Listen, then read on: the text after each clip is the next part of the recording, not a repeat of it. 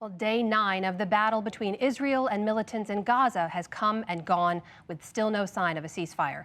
Late today, another barrage of rockets was fired from Gaza into Israel.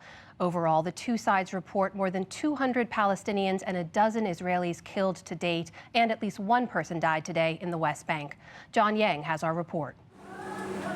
In Israel and the West Bank, streets normally bustling with activity were empty today as Palestinians went on a general strike, an unusual joint action to show solidarity with Gaza and to protest their own treatment by Israel. The strike is a must on all of us, as youth, to take part in this strike, to stop working for at least a day, to create some change in Jerusalem and the country.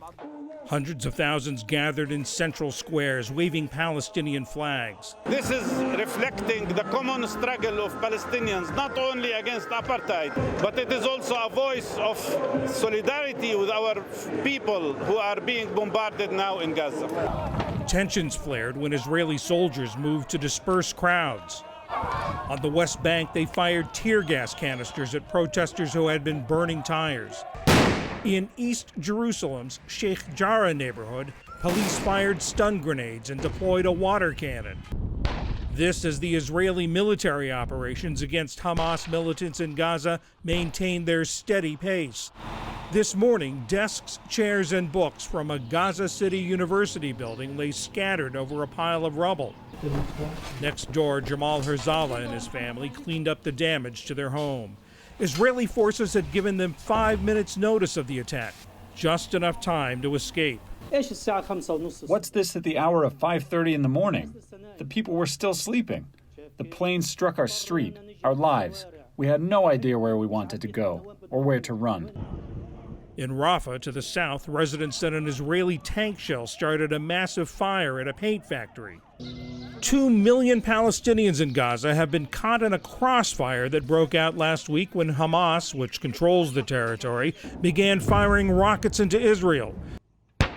Israeli officials say they are acting to protect Israelis. That's the focus, to degrade the capabilities of Hamas and the Islamic Jihad so that in the future they will pose less of a threat against Israeli civilians. There is still a lot of work to do in terms of their underground infrastructure and in terms of the capacity to fire rockets. At this stage, still, unfortunately, if Hamas decides to fire rockets at Tel Aviv, unfortunately, they still have the capacity to do so. Explosions in Gaza City roared through the night as flashes from Hamas rockets fired toward Israel illuminated the sky. Israel said they tallied up to 90 rockets fired, though 20 of them fell short into Gaza and many more were intercepted by Israel's anti-defense missile system.